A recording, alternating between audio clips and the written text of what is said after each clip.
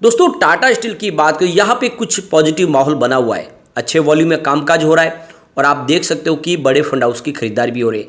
काफ़ी बड़े बड़े म्यूचुअल फंड है यहाँ पे टाटा स्टील में इन्वेस्टमेंट किया हुआ है और टाटा स्टील पिछले एक महीने में दूसरे मेटल शेयर के मुकाबले अच्छा प्रदर्शन भी कर रहा है। यहाँ पे टाटा स्टील को लेकर भी कुछ बड़ी अपडेट है जिसको इस वीडियो के माध्यम से डिस्कस करेंगे और जानने की कोशिश करेंगे क्या टाटा स्टील में आने वाले समय तेज़ी का दौर आएगा। तो जैसे कि कल हमने ऑलरेडी उस न्यूज़ को डिस्कस किया था जहाँ पे टाटा स्टील ने एक्सचेंज में जो जानकारी दी है उस नोटिस के माध्यम से उन शेयर होल्डर के लिए जिनके पास फिजिकल रूप से शेयर है उनको जल्द से जल्द केवाईसी करना है, वरना उनके शेयर फ्रीज हो जाएंगे। तो यहाँ पे काफ़ी लोगों के मन में अब क्वेश्चन उठने लगे कि क्या उनके शेयर भी यहाँ पे फ्रीज हो जाएंगे, क्या उनके जो शेयर की वैल्यू भी क्या जीरो हो जाएगी। तो इसको जो भी उनके मन में जो डाउट है उसके लिए इस वीडियो के माध्यम से उसको हम क्लियर करेंगे कि आखिर करना क्या है आपको और किन के जो शेयर है वो आगे जाके उसकी वैल्यू जीरो हो सकती है। तो इन सारी बातों को समझेंगे और क्या टाटा स्टील में ये खरीदारी का मौका है, क्योंकि जल्द ही कंपनी का मेगा मर्जर होने जा रहा है और ये प्रोसेस बहुत आगे बढ़ चुका है। तो क्या मर्जर के पहले ही हमें इसमें इन्वेस्टमेंट कर लेना चाहिए या फिर मर्जर का इंतज़ार करना चाहिए। लेकिन फ्रेंड उससे पहले अगर आप पहली बार हमारे चैनल पे आए तो चैनल को सब्सक्राइब कर दीजिए, एक बेल आइकॉन दबा दीजिए ताकि जब भी नया वीडियो बने पहला नोटिफिकेशन आपको मिले। वीडियो पसंद आए तो लाइक से जरूर कीजिए। चलो फ्रेंड्स वीडियो स्टार्ट करते हैं। मैं हूँ आपका दोस्त SB दवे और हमारे अपने चैनल ऑनलाइन कमाई में आपका बहुत बहुत स्वागत है। अभी लगभग 2 बजे के आसपास का टाइम है। BSE सेंसेक्स की अगर हम बात करें तो 62,594 के स्तर पे 165 पॉइंट की तेजी है, यानी 0.27% अप पर है BSE सेंसेक्स।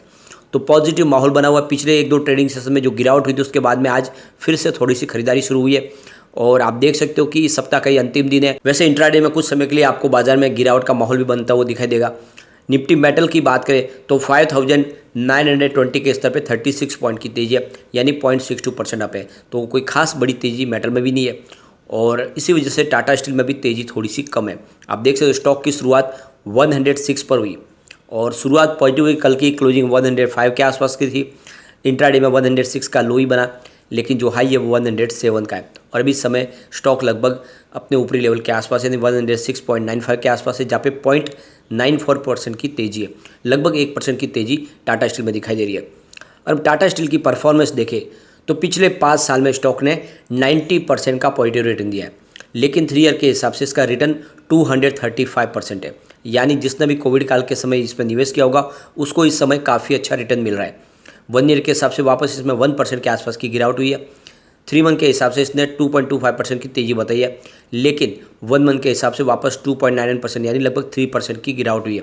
1 डे के हिसाब से वापस 1% की तेज़ी है। ओवरऑल देखें तो फिलहाल पिछले 1 साल से स्टॉक स्टेबल है।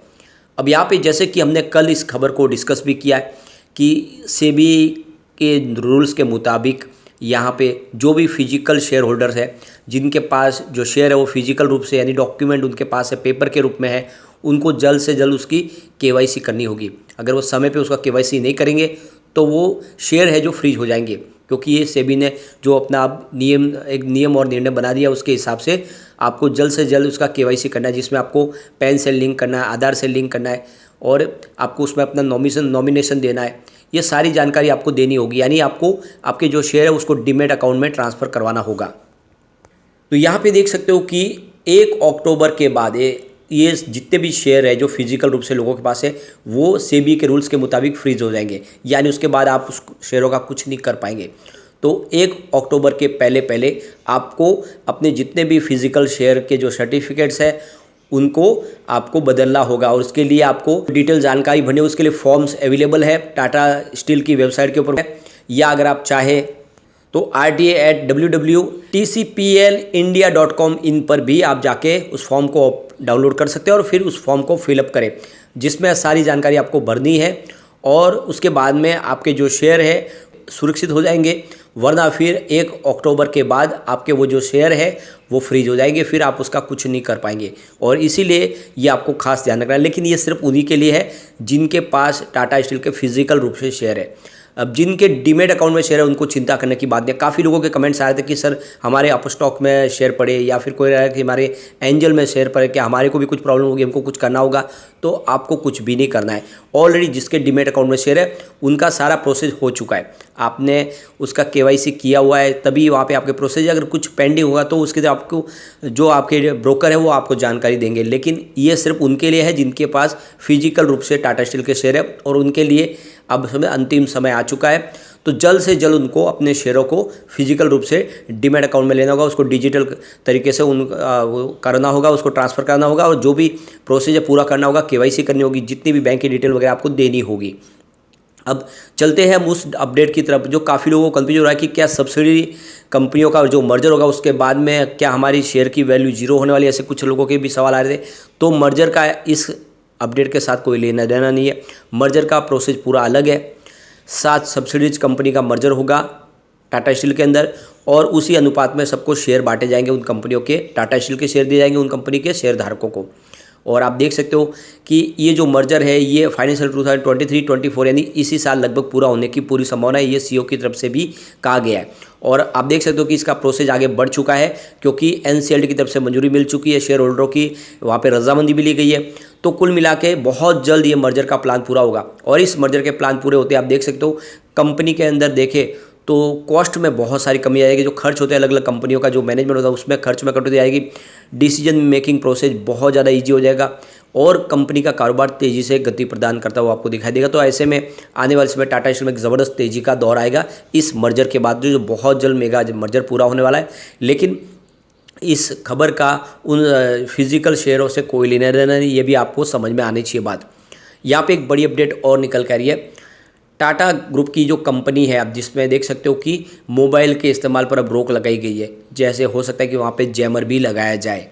तो जमशेदपुर की जो टाटा समूह की कंपनी है टाटा कमिंस, वहाँ पे देखें तो जो शॉप फ्लोर में जो वहाँ के एम्प्लॉयज़ हैं वो मोबाइल और गैजेट्स इस्तेमाल करते थे, और ऐसे में बड़ा फैसला किया गया टाटा कमिंस की तरफ से कि वहाँ पे अब मोबाइल बैन कर दिया गया है, क्योंकि वो काम के समय में मोबाइल पर गेम खेलते थे, चैटिंग करते थे, सोशल मीडिया का इस्तेमाल करते थे, गाना सुनते थे।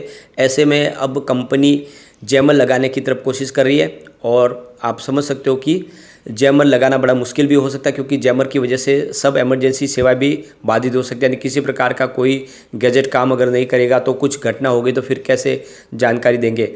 तो उसके लिए रोक लगाई गई है। जो भी अगर मोबाइल इस्तेमाल करते हुए पकड़ा जाएगा तो उसके ऊपर सख्त कार्रवाई भी होगी।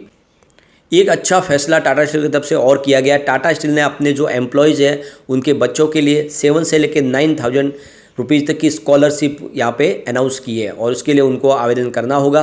तो जो भी उनके कर्मचारियों के जो बच्चे हैं उनको स्कॉलरशिप टाटा स्टील देगी। और एक तरह से देखें तो लोगों के भले के लिए लगातार टाटा स्टील इस तरह के कदम उठाते रहते हैं। तो ये देख सकते स्कॉलरशिप की जमा करने की जो अंतिम तारीख है वो 15 जुलाई है, और 29 मई से लेके 28 जून तक लोग आवेदन पत्र ले सकते हैं। तो उसमें जो भी उनके एम्प्लॉयज़ है वो अपने बच्चों के लिए यहाँ पे स्कॉलरशिप का फ़ायदा उठा सकते हैं। तो काफ़ी अच्छा फैसला किया गया है। अब आप ये समझ ही सकते हो कि टाटा स्टील में बहुत बड़े बड़े म्यूचुअल फंड ने जम के खरीदारी की है, और इसलिए आप इसमें इन्वेस्टमेंट बिल्कुल करने की इस समय मौका तलाश सकते हैं। जैसे देख सकते हो कि 30 अप्रैल के जो लेटेस्ट अपडेट है, आदित्य बिरला SL फ्लेक्सी के अपने यहाँ पे 452 रुपीज़ का इन्वेस्टमेंट करके 2.84% की होल्डिंग ली है। मीरे एसेट इमर्जिंग ब्लू चिप ने यहाँ पे 426 करोड़ रुपीज़ का इन्वेस्टमेंट किया, 1.74% की होल्डिंग ली है। SBI बैलेंस एडवांटेज फंड ने यहाँ पे 350 करोड़ रुपीज़ का इन्वेस्टमेंट करके 1.60% की होल्डिंग ली है। मीरे एसेट लार्ज कैप ने 330 करोड़ रुपीज़ का इन्वेस्टमेंट किया, 0.97% की होल्डिंग ली है। ICICI प्रू बैलेंस एडवांटेज ने यहाँ पे 314 करोड़ रुपीज़ का इन्वेस्टमेंट किया हुआ है, 0.69% की होल्डिंग ली है। मीरे एसेट टैक्स सेवर ने यहाँ पे 278 करोड़ रुपीज़ का इन्वेस्टमेंट करके 1.83% की होल्डिंग ली है। कोटक इक्विटी आर्बिट्रेज ने यहाँ पे 246 करोड़ रुपीज़ का इन्वेस्टमेंट किया है, 1.20% की होल्डिंग ली है। ICICI प्रू वैल्यू डिस्कवरी ने यहाँ पे 227 करोड़ रुपीज़ का इन्वेस्टमेंट करके 0.80% की होल्डिंग ली है। निप्पॉन इंडिया लार्ज कैप ने यहाँ पे 215 करोड़ रुपीज़ का इन्वेस्टमेंट किया है, 1.61% की होल्डिंग ली है। फ्रैंकलिन इंडिया फोकस ने यहाँ पे 167 करोड़ रुपीज़ का इन्वेस्टमेंट किया है, 2.02% की होल्डिंग ली है। तो ये तो आप देख ही सकते हो कि काफ़ी अच्छे बड़े बड़े फंड हाउस ने जम के खरीदारी की है। तो ऐसे में आप भी कर सकते हैं। और वैसे भी स्टॉक इस समय आप देख सकते हो कि गिरावट के माहौल से बाहर निकलता हुआ दिखाई देगा। पिछले एक महीने हिसाब से देखा तो टाटा स्टील ने 2.99% की गिरावट दिखाई है, जबकि JSW स्टील की गिरावट देख सकते हो 5.52% के आसपास है। जिंदाल स्टील में 12.62% की गिरावट हुई है। तो एक महीने में सबसे जो कम गिरावट है वो है टाटा स्टील में। 1 वीक की बात करें तो टाटा स्टील ने 0.56% का पॉजिटिव रिटर्न दिया, जबकि JSW स्टील में 0.65% की गिरावट थी और जिंदाल स्टील में 0.46% की गिरावट थी। तो दूसरे स्टील शेयरों के मुकाबले टाटा स्टील अच्छा प्रदर्शन करता हुआ दिखाई दे रहा है और ऐसे में ये मौका है खरीदारी का। एक लॉन्ग टर्म का निर्णय लेकर निवेश करें, यह आने वाले समय आपको मालामाल कर देगा। लेकिन फ्रेंड, कोई भी इन्वेस्टमेंट करने से पहले अपने फाइनेंशियल एडवाइजर से बारे ले ले या अपना खुद का रिसर्च करें, क्योंकि मैंने वीडियो आपके एजुकेशनल पर्पज़ के लिए ही बनाया। वीडियो पसंद आए तो लाइक से जरूर कीजिए और चैनल को सब्सक्राइब कर दीजिए। Thank you friend.